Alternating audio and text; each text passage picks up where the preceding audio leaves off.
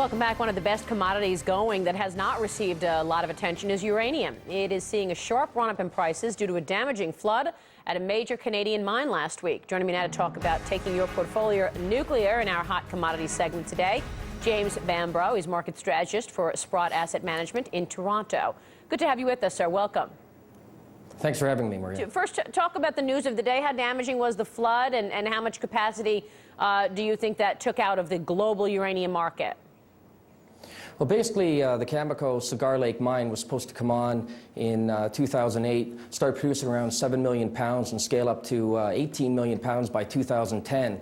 And from the news of the flood last week, it seems like that's going to be put off for probably at least 3 years, maybe longer, due to technical difficulties.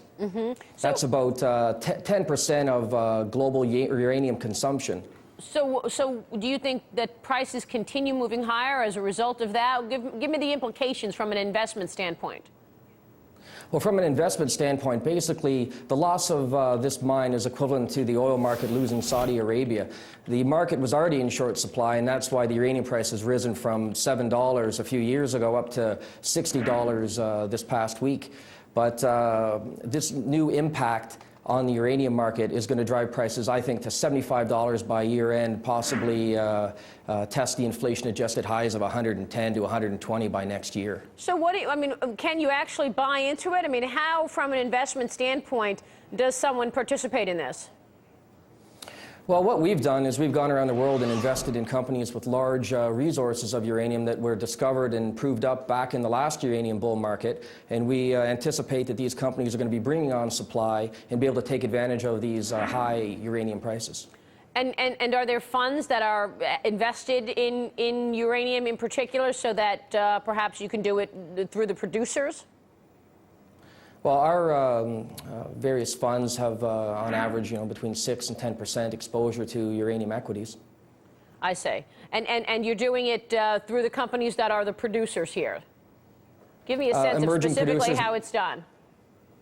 Particularly, we've gone and invested mainly in emerging producers. One producer that we do own, Energy Resources of Australia, is an existing producer with large uranium resources on par with that of Cameco, and we anticipate that in the coming years it'll be a key part of the uranium production picture. Let's go through some of the companies that are actually doing the production here and give me your ideas in terms of where the best opportunities are.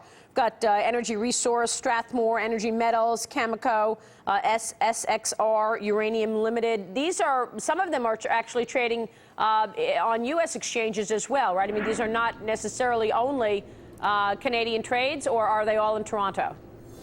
Well, Energy Resources of Australia trades in Australia, but there is an ADR that trades, I believe, over the counter in the States. Most of the other companies you mentioned trade in Toronto or on the CDNX, but SXR also trades in Johannesburg. Which would be best positioned in your view? Well, I think the cheapest one out there right now has got to be Strathmore Minerals. They've got large resources that they've proven up in New Mexico as well as in Wyoming. They have some other properties up in Canada, but they've got an extremely small market cap relative to a large resource base. Next to that one would be Energy Metals, which is set to come on stream and start producing probably in late '08. And I'd say that for a larger cap investor, Energy Resources of Australia would be like a must-own to take advantage of the long-term macro of move into nuclear power and away from hydrocarbons. All right, we'll leave it there. Nice to have you on the program, sir. Thanks so much. We appreciate it. Thank you. We'll talk with you soon. Dylan. All right, Maria, and stay